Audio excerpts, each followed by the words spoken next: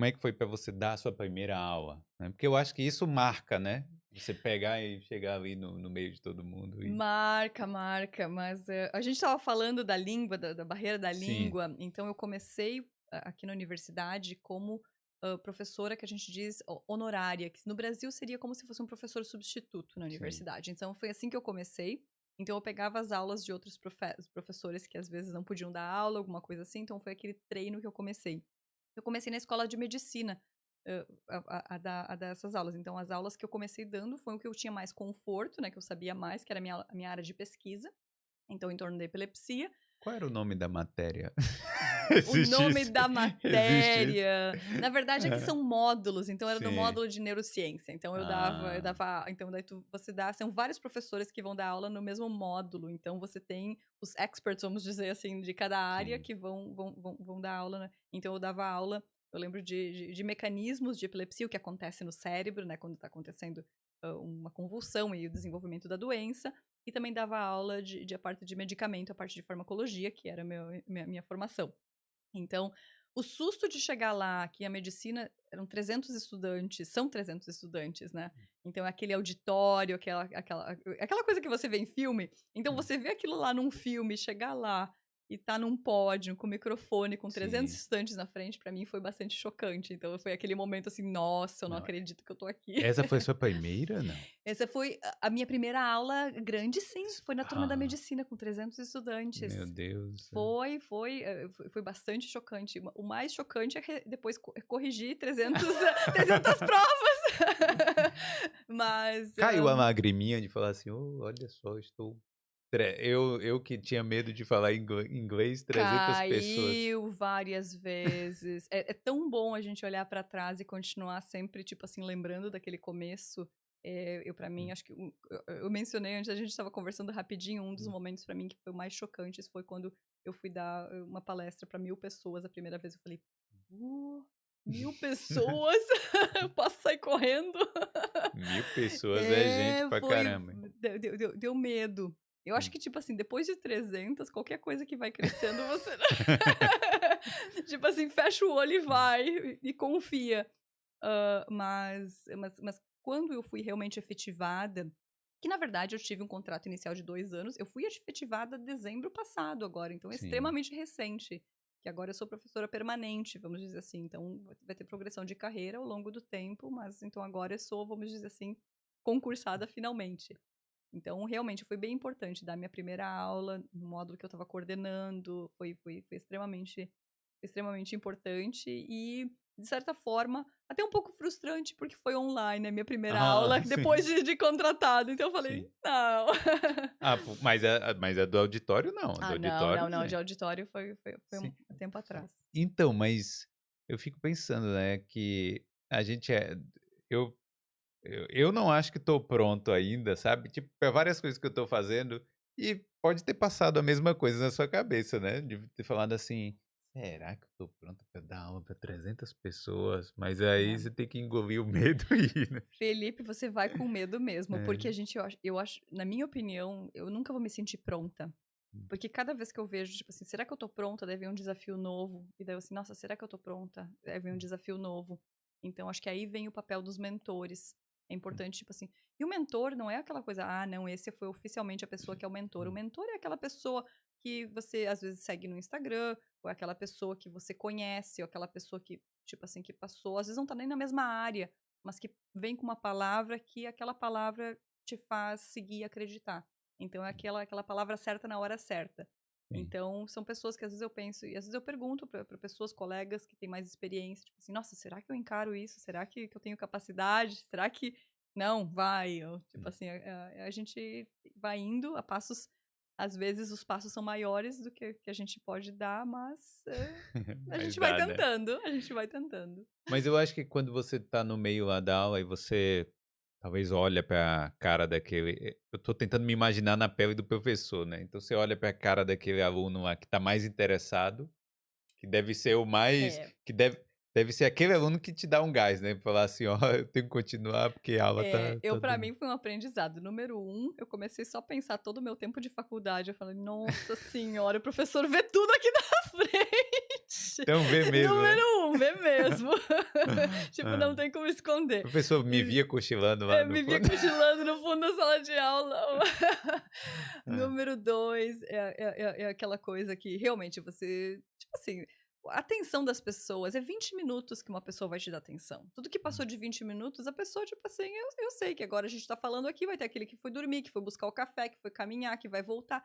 E isso é normal do ser humano. Então, a gente aceitar isso e lidar com esse e tentar, tipo assim, tentar estimular o interesse da pessoa, tipo, tentar conversar, mudar o tom de voz, isso, Ah, aquilo. espera aí, então Ô, deixa eu mudar o tom de voz muda o aqui. tom de voz. Você que tá assistindo Aê! aí, tá dormindo aí, acorda, assiste as propagandas aí também, assiste tudo.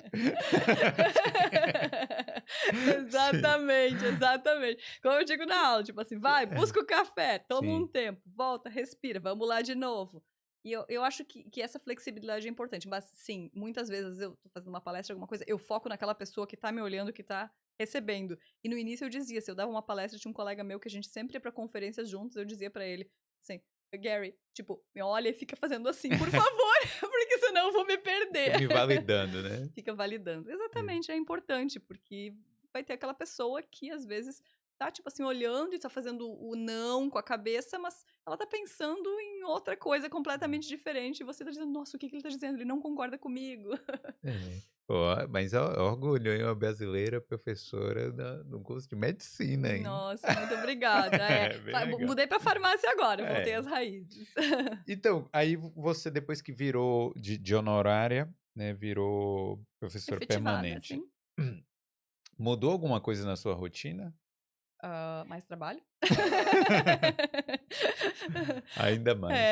É, na verdade, a minha rotina, eu não tenho rotina, vamos dizer assim. Então, isso que é Hum, uma coisa que eu gosto muito do meu trabalho, claro, como a gente falou antes, né? Tem as coisas chatas, as coisas boas, como todo sim. trabalho, mas tem muitas facetas. Então, realmente, o processo administrativo, que eu acho que isso é uma coisa que acontece com a ciência e com a carreira acadêmica, que a gente tem que ficar de olho para não virar, para não mudar totalmente o foco do trabalho. Hum, Então, é importante restringir aquele tempo para pensar e para fazer ciência. Então, eu acho que para mim, um dos meus maiores desafios hoje na minha carreira é a administração do meu tempo.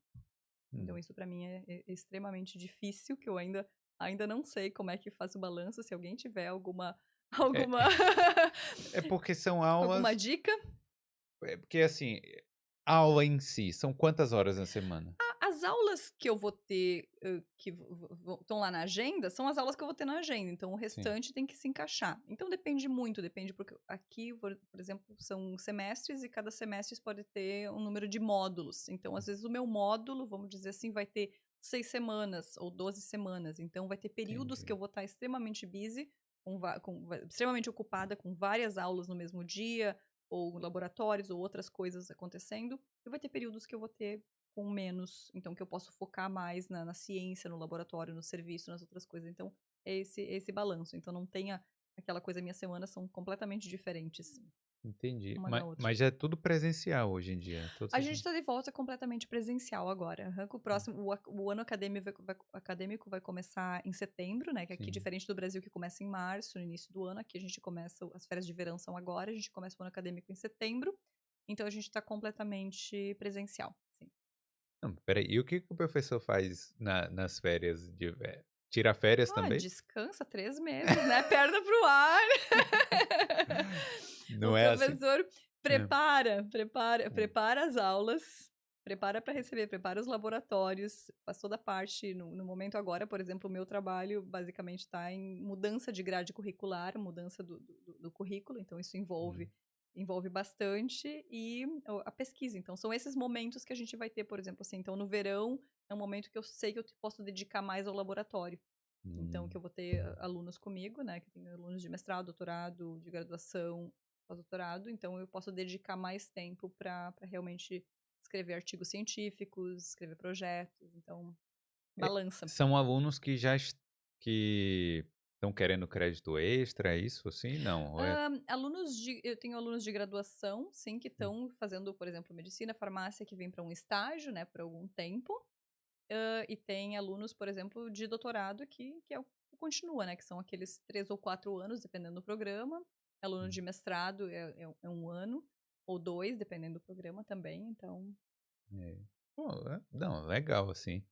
Porque realmente o trabalho que a gente vê do professor é aquele ali, né, mas a gente não Sim. sabe do resto que acontece.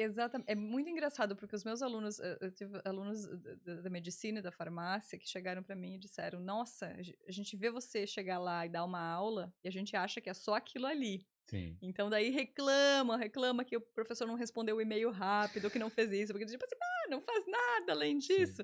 Então quando eles vêm para o laboratório, que acaba vendo essa rotina, todas o que acontece atrás das cenas, a gente sabe. É a mesma coisa. Eu acredito que pessoas vão dizer: "Nossa, o Felipe vai lá, olha só que legal, ele faz isso", tipo assim, toda a preparação, realmente a gente sabe o quanto tempo demora toda a preparação. A aula é aquele 1 minuto, né, aquele 1 hora de... na sim. verdade, o ponto, né, o que condensa o resultado, mas toda a É. preparação para aquilo ali tem muito atrás das cenas. Obrigado por ter assistido esse corte do Boulder Podcast. Para ver essa e outras entrevistas completas, visite o Boulder Podcast no YouTube.